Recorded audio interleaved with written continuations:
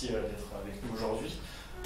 Et merci à Alexa, je suis ravi de discuter avec toi d'un sujet autour de la data gouv et de l'IA générative. Je pense que la problématique qu'on va aborder aujourd'hui, vous êtes plusieurs à vous l'être posée, en tout cas à vous l'être confronté. Typiquement, si aujourd'hui je vous dis, est-ce que quelqu'un a déjà été confronté à des difficultés comme chercher la définition d'un KPI, quelle est la métrique, comment expliquer un terme business, tout ça c'est issu des problématiques autour de la data gouv. Comment chercher le bon responsable data. Pareil, ça c'est aussi des solutions. Donc c'était la promesse de la data gouv et aujourd'hui, nous, à Visia, on a proposé une solution basée autour de l'IA générative pour répondre à ces solutions. Donc on va parler d'IA générative. Aujourd'hui, je pense que si vous êtes comme moi, vous suivez tout ce qui se passe autour de cette technologie. On parle d'agents qui sont parfois très complexes, qui font des recherches sur le web, etc. Nous, l'idée à Visia, c'est de comprendre ces techniques, ces technologies et de les appliquer sur des problématiques concrètes data chez nos clients. Finalement, à partir de cette idée-là, on s'est dit, on a rencontré Alexa, elle nous a expliqué sa problématique et on a tout de suite trouvé une idée où on s'est dit pourquoi tout le monde n'aurait pas le droit de requêter, de demander, comme s'il était sur ChatGPT, tel et tel indicateur. Je souhaite une définition, je souhaite rechercher un responsable data. Et bien aujourd'hui, il faut que ça soit simple. Et donc nous, notre ambition autour de ce projet-là, c'était de faire sauter les verrous de l'accessibilité autour du contenu de la data gouv. Et donc je vais laisser Alexa se présenter et puis présenter le projet. Bonjour à tous, je suis Alexa Kekla, je travaille à la MGEN, je suis data strategist. Et je vais vous parler un petit peu de la MGEN très rapidement pour faire la pub de la MGEN, parce que c'est une mutuelle que je ne sais pas vraiment ça pub. Mais la MGEN, c'est une maison, c'est anciennement la mutuelle générale de l'éducation nationale, aujourd'hui c'est la mutuelle des agents du service public. Et on a 4,2 millions de personnes protégées, essentiellement des profs aujourd'hui, demain d'autres types de personnes, 10 000 collaborateurs, ça me fait le chiffre d'affaires. Mais surtout, c'est important de connaître le contexte parce que MGEN, comme c'est une vieille maison, c'est aussi une maison qui a des salariés, une maison qui est élevée, puisque la crédit data, et qui, du coup, doit être acculturée peut-être plus que dans d'autres maisons un peu plus jeunes. Moi, mon métier, vraiment, aujourd'hui, c'est plus de faire du change autour de la data pour que les concepts de base autour d'une gouvernance, autour d'un outillage soient acceptés par le métier. Et en fait, c'est presque juste de donner le goût de la data et de faire comprendre que ce n'est pas un sujet d'expert. Le problème qu'on rencontre, c'est que, comme le disait Mathieu, il y a une certaine complexité. Donc, MGEN, en 2020, a apporté un programme data. Depuis fin 2022, on a une direction data, donc on a fait beaucoup de progrès, on a eu une data factory, on a mis en place une gouvernance avec un maillage avec des data owners, mais il y a un truc qu'on n'a pas réussi, c'est de faire du dictionnaire de données un outil central dans notre transfert. En fait. Aujourd'hui, on en a un dictionnaire de données, mais je continue à avoir ce genre de verbatim, la donnée, c'est vachement drôle. C'est un sujet d'expert. La donnée n'est pas accessible simplement. Je ne connais pas la règle de calcul, parce que c'est tout à l'heure dans mon indicateur. Le petit voisin, il a une définition, moi j'en ai une autre, je ne sais pas laquelle est la bonne. Mon patrimoine de données, moi qui suis au market, qu'est-ce que c'est, je sais pas à quoi, et surtout à qui s'adresser quand j'ai un problème sur une donnée. Donc c'est qui le data owner, c'est qui le sachant. Tout ça, normalement, c'est des réponses qu'on a dans le dictionnaire de données. Sauf que, bon, je ne vais pas faire tant de type pub sur le dictionnaire de données qu'on a, mais voilà le type de langage que je vais demander à mes métiers d'écrire dans le dictionnaire de données pour récupérer toutes les datas qui sont attribuées à moi-même, avec ça qui est là. Décemment, vu les métiers qu'on a chez MGEN, enfin chez MGEN et je pense que c'est pas partout pareil, je ne peux pas leur demander comme ça de taper une requête dans un moteur pour aller chercher de la data. En ce cas, c'est pas ce que je souhaite quand je leur dis que la donnée c'est l'affaire de tous. Je ne peux pas leur dire c'est l'affaire de tous, mais tu vas devoir écrire ça dans ton moteur de recherche. Donc, nous, c'est Informatica qu'on utilise. Je ne suis pas d'anti-pub pour Informatica, c'est un outil formidable. Mais c'est surtout un outil, comme les autres outils de la classe, de ce type d'outil, qui reste assez complexe. Je vous donne un autre exemple. Donc, moi, je cherche les données qui m'appartiennent j'ai un moteur de recherche, je tape Alexa qui est là, j'ai 0 de résultats. Bon, c'est pas normal, et pourtant c'est hyper intuitif de faire ça, c'est normal d'aller saisir dans la caisse qu'il faut. Et donc quand j'ai des résultats, j'ai ce type de page, donc là c'est pareil, enfin, moi je travaille avec la data, je travaille avec la DSI, on leur met ça entre les mains, c'est super, hein, c'est extrêmement riche. Sauf que à partir du moment où j'ai mis en place une gouvernance de données qui s'adresse à des métiers que je dois former, que je dois accompagner sur la gouvernance, et qui doivent devenir data owner, qui ne connaissent pas vraiment à quoi ça sert, qui ne savent pas vraiment ce que c'est, je ne peux pas leur mettre ça non plus entre les mains. C'est trop compliqué et le réflexe systématique, c'est la donnée, c'est un sujet d'expert, c'est clairement pas pour nous. Moi, je suis du market, ça, je ne sais pas le lire. Et donc voilà, c'est un peu la tristesse. Par ailleurs, nos collaborateurs, ils sont comme tout le monde, comme vous, comme nous, ils ont vécu l'expérience, ils vivent l'expérience au quotidien qu'on vit tous, c'est-à-dire qu'ils sont apparus. Et donc, quand ils posent une question, ils ont une réponse. Bon, avant ça, il y avait juste un truc qu'ils faisaient tous, hein, comme nous. Ils avaient une question, ils avaient une réponse. Bon, nous, on veut faire vivre cette expérience-là aussi à nos collabs avec la data. La gouvernance, c'est pas le sujet le plus sexy du monde. Accéder à un dictionnaire de données, parler de ça, c'est pas ce qu'il y a de plus sexy au monde. Donc il faut que ce soit hyper simple. Mais les outils que vous aujourd'hui, pour moi, ils ne répondent pas à mon enjeu de démocratiser vraiment la donnée. Du coup, on arrive à montrer que MGN fasse appel à Elisa. S'il vous plaît, aidez-nous à intégrer cette base de manière normale et en langage naturel. Et donc de créer une data marketplace. Alors l'idée, c'est pas de supprimer Informatica ou notre business data model ou le référencement des données Power BI. L'idée, c'est pas de faire disparaître tout ça, bien entendu, on continue à avoir des experts data et qui ne vont pas disparaître. En revanche, on veut une porte d'entrée qui soit simple et qui s'adresse à tous les profils. Donc des utilisateurs métiers, qui vont être des gens un peu sachants, on va dire, de la donnée, qui vont être des experts business en revanche, qui connaissent bien leur terminologie, leur metrics, qui vont être peu habitués au concept et aux outils de la data en général et qui en expriment quand même des besoins de moi je veux savoir, je veux connaître ma donnée, je veux savoir ce que c'est. On a aussi d'autres profils, évidemment des experts techniques, qui eux, là on va être plutôt sur soit des chefs de projet, métiers, des PO, des business analysts, des gens de la DSI également, qui quand ils sont dans une logique de calage par exemple, vont essayer de chercher une règle de gestion très rapidement. Oui, aujourd'hui, ils ont le dictionnaire de données, mais force est de constater qu'ils ne l'exploitent pas et qu'ils ne l'utilisent pas. Donc on pense, et on verra si ça se passe, qu'avoir accès à un portail comme ça, qui derrière permet de rentrer quand même sur Informatica, il ne s'agit pas de décorréler les deux outils, mais vraiment d'avoir la data marketplace qui ramène des résultats, qui ramène des liens vers notre catalogue de données, ils puissent avoir un accès, on va dire, simplifié à leur recherche, comme les métiers. Voilà. Donc voilà, l'idée c'est quand même très important de dire on veut de la simplicité, mais on ne veut pas supprimer la complexité, c'est nécessaire à la data. Et du coup, je fais ça. Et puis, Yes. Alors, à partir de ce constat, donc, pour rester sur la partie simplicité, on l'a bien compris, il faut quelque chose de simple et efficace pour les utilisateurs. Donc, comment on a procédé? Déjà, il a fallu ingérer, collecter et analyser toutes les données d'Informatica, qui est la solution Data Catalog en place. On a regardé, on a fait un premier constat, on verra tout à l'heure les différents retours qu'on a pu faire à Alexa.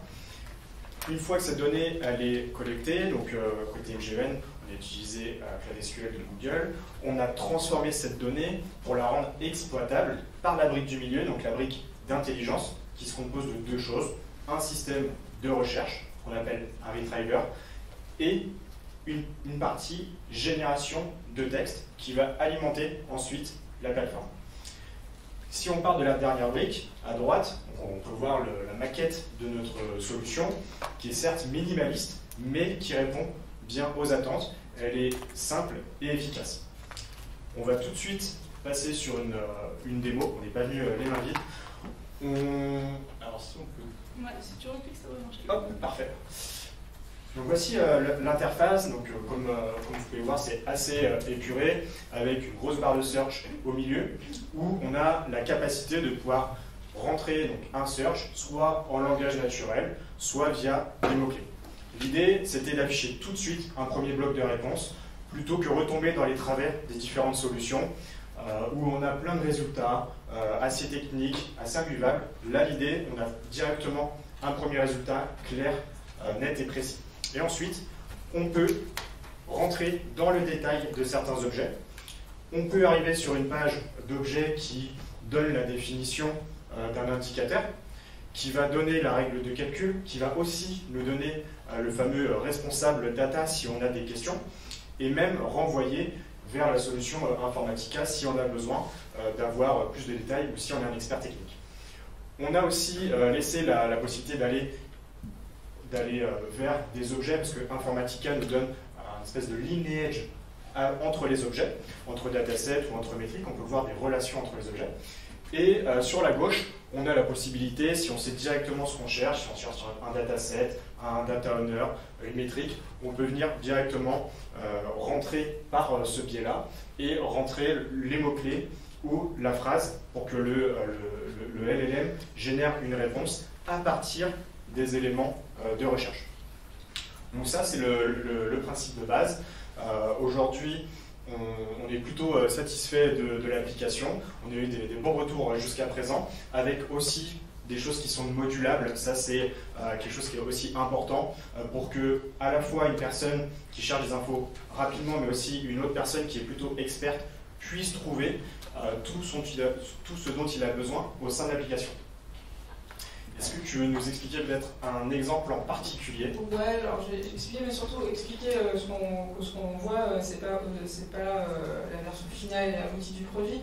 Ce qui est vraiment intéressant, en fait, c'est le tout début de la vidéo, c'est de poser une question, avoir une réponse en langage naturel, puis reprendre tous les éléments de détail qu'on va aller rechercher. Là, en l'occurrence, je ne sais plus ce que c'était la question. Comment calculer le taux de proposition sur la cible? Alors déjà, le nom de l'indicateur est incompréhensible.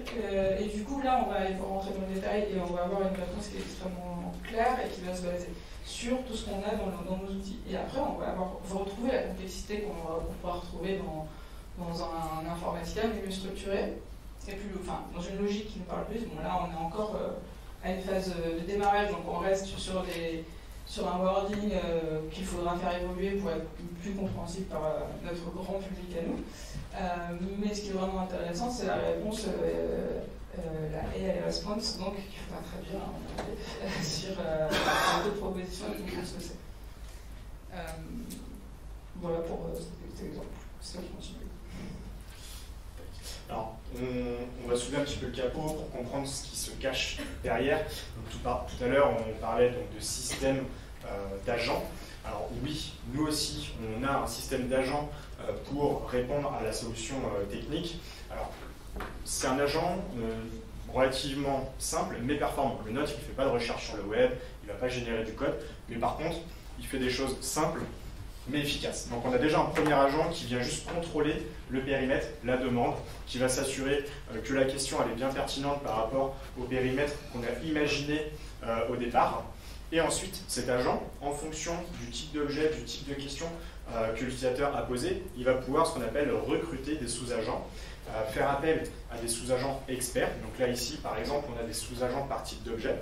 Si l'utilisateur cherche une métrique, etc., on va aller chercher cet outil, ce tools, pour aller chercher la donnée MGEN issue des data catalogues qui aura été préparée. Donc, derrière la préparation, je mets donc, tout ce qui est création d'embedding, donc comment on passe d'une information en langage naturel en un vecteur numérique qui est compréhensible par l'LLM. Et cette transformation, il faut la faire aussi de manière intelligente. On ne va pas glisser les mêmes informations pour un dataset versus une métrique ou un business term. Et donc finalement, une fois que notre sous-agent a rapatrié les bons documents en lien avec la question, il va renvoyer toutes ces informations à l'agent final qui, lui, à partir d'un LLM, va générer la fameuse réponse qu'on a pu voir juste avant. Donc, on pourrait avoir un petit peu plus de détails, mais je pense que l'idée, elle est simple, c'est un système d'agents d'IA, d'agents GenAI, qui font appel en fonction du type de question et de la complexité pour splitter et que chaque agent soit un agent expert pour répondre au mieux à la solution. Pour résumer ce projet et quelles sont les choses à retenir avant d'entamer ce type de projet. Il faut retenir déjà que c'est un projet data. Tous les sujets d'IA, globalement, sans bonne matière première, le projet il est voué à l'échec. Donc on a 80% de data, on a une démarche quand même qui est importante. C'est là où nous, à Visia, en tant qu'experts data IA, on intervient pour conseiller sur quelle démarche il faut enclencher. Et on a évidemment de la technique avec des LLM, de la création d'embedding, tout ce que compose, on va dire, le système. Sur la partie data, justement, donc vous l'aurez compris, la matière première, c'est les données du data catalogue. Nous, on a récupéré donc, les données du catalogue MGEN et la première chose qu'on a dit à Alexa, c'est wow, le sujet il est cool, l'idée nous plaît, mais avec l'état actuel du catalogue, ça ne va pas le faire. L'IA générative, elle ne va pas faire des miracles. Par contre, voilà, si on se donne un peu de temps, un peu de moyens, nous, on a ciblé les éléments sur lesquels il fallait vraiment prioriser les actions. Et du coup, côté MGEN, vous avez pris quelques jours derrière pour remettre à plat des définitions, enrichir certaines choses qui nous semblaient importantes et primordiales pour que la solution derrière, elle aboutisse et qu'elle soit vraiment que ce soit une réussite. Je sais pas si... Non, mais complètement. En fait, nous, on avait un dictionnaire justement qui ne vivait pas puisqu'il n'était pas consommé. Donc au final, voilà, des vieilles définitions qu'on n'avait pas franchement regardées, des data owners qui avaient saisi dans des mauvaises cases, tout ça. Au final, il y avait un gros travail de clean à faire. Aussi de l'enrichissement qu'on a fait un peu dans notre task force, mais ça nous a du coup boosté pour aller travailler beaucoup plus vite ce dictionnaire, en faire quelque chose de consommable. Et au final, ça a été plutôt un accélérateur pour nous d'aller travailler dans un sujet qu'on aurait dû travailler de toute façon, et de mettre à pied d'œuvre les data owners et les data stewards sur ces sujets-là. Merci. De rien. Donc voilà, une fois qu'on est rassuré sur le socle, le socle data, le contenu qu'on va y injecter, il faut penser aussi aux prérequis techniques. C'est pareil, c'est un sujet qu'on a tout de suite, nous, abordé avec Alexa et ses équipes data, mais aussi IT, pour savoir si on allait pouvoir attaquer les API de Gemini, est-ce qu'on va pouvoir stocker nos fameux embeddings, qui sont quand même à la base des systèmes de RAG. Donc, il faut anticiper un maximum ces sujets-là, même si, oui, on est agnostique en termes de LLM, nous on s'adapte, mais par contre, il faut bien que ça soit validé, enfin que l'usage et que la disponibilité soit bien validée par les équipes IT et DSI. Et enfin, le dernier bloc, c'est la partie formation et acculturation, où là c'est pareil, nous on a construit une solution, demain ça va être aux équipes techniques d'assurer le run de cette solution. Nous à Visia, on accompagne et on forme les équipes techniques sur des formations ciblées. Donc là derrière, on a donc, tous les frameworks GenAI que vous connaissez, on a aussi du Next.js, etc.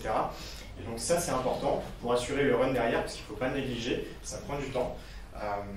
Et l'autre aspect, c'est la partie acculturation, à la fois des équipes data au sens large, mais aussi les équipes métiers qui vont être utilisateurs de cette solution.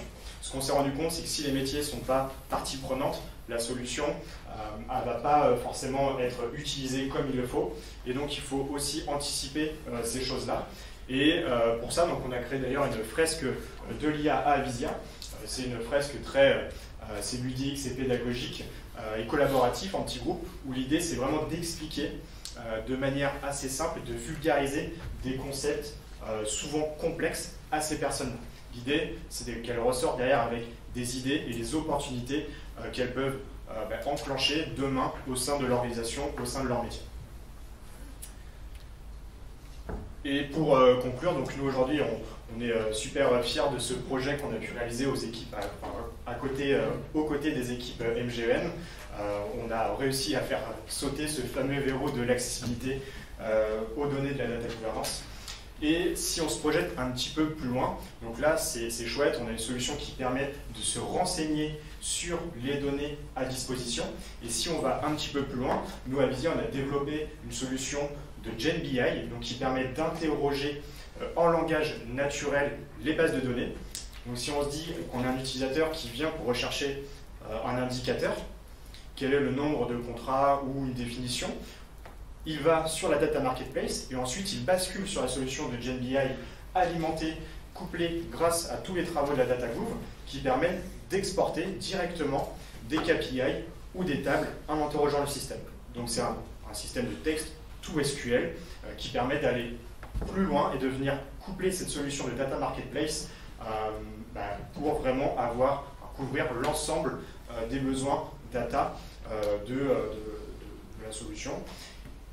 En tout cas, merci à tous, merci aux équipes MGEN. Et si vous voulez en savoir plus, donc à la fois sur le projet MGEN Data Marketplace, la solution de GenBI ou encore la fresque de l'IA, venez nous rencontrer et discuter avec nous sur le stand A10, si je ne me trompe pas.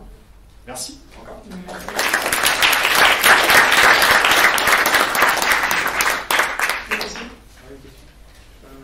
Dans l'avenir, pour parler de l'amélioration de vos outils, est-ce qu'il y aura un intérêt pour qu'il y ait un feedback du côté utilisateur vers les équipes de data pour améliorer la qualité de la donnée, ou finalement c'est très clean dès le départ et vous le faites en amont et il n'y a pas besoin. Mais comme on parle de générative et de discussion, il pourrait y avoir un intérêt.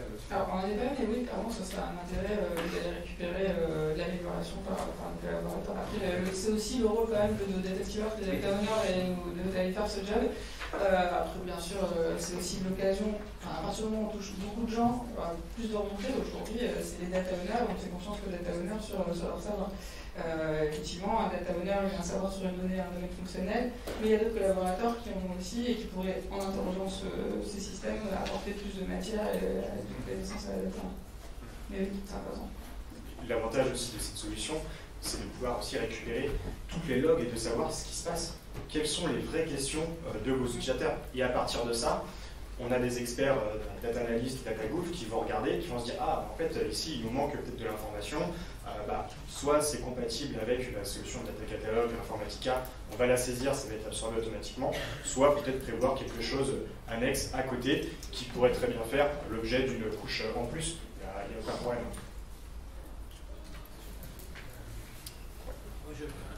J'ai une question pour vous. Moi, je me suis retourné directement vers Informatica pour leur demander de faire ce que vous faites. Quel était l'intérêt de se tourner vers notre solution externe pour dire que... Alors déjà, parce que le bloc, ils ont un bloc GenAI, Informatica, c'est pas hyper souple en fait, parce que déjà, ça reste le wording Informatica, qui en plus est hyper incompatible avec le nôtre, parce qu'on a la notion de domaine sous domaine n'a rien à voir avec celle qu'on exploite chez MGEN quand on a créé tout ça. Là, ça nous donne une très grande souplesse, une très grande liberté et une très grande évolutivité aussi, parce que c'est une data marketplace, on a volontairement pas brandé catalogue ni dictionnaire. On va probablement y mettre d'autres briques, des jeux de données, des accès au reporter Power BI, ce genre de choses. Donc ça nous donne beaucoup de souplesse aussi dans l'interface et dans le choix des mots, du wording. Et là, on peut se parler de démocratisation parce qu'on est dans MGEN, by MGEN en fait. Mais oui, on avait vu cette solution. Est-ce que ça intègre des ontologies multiples, au sens où il y a un vocabulaire informatique, un vocabulaire dans une équipe, un vocabulaire dans une autre équipe, etc. Est-ce que vous gérez ce genre de la même chose, pour dire différentes choses pour vos partenaires, pour vos équipes est-ce qu'il y a quelque chose d'intégré?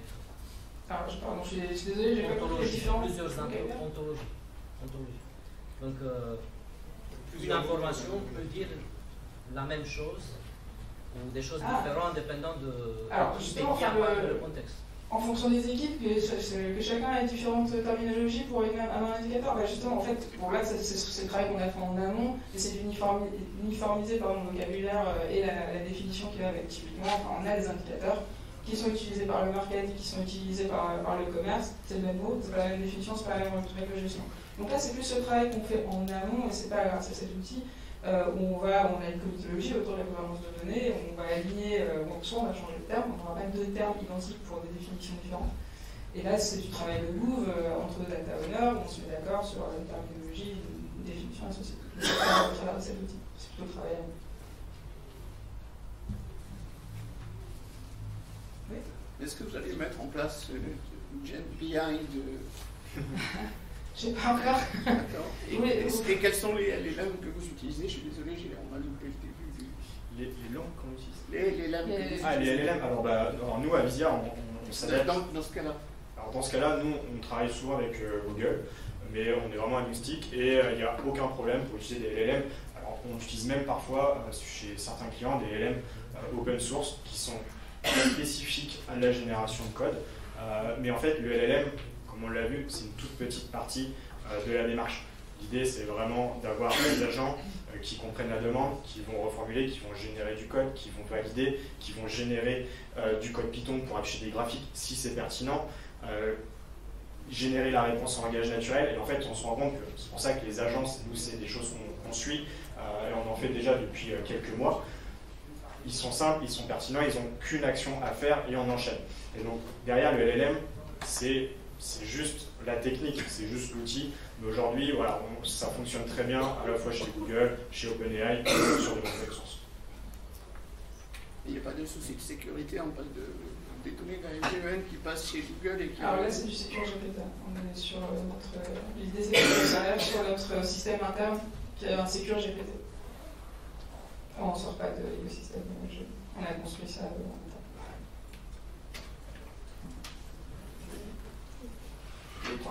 Merci à tous. Merci beaucoup.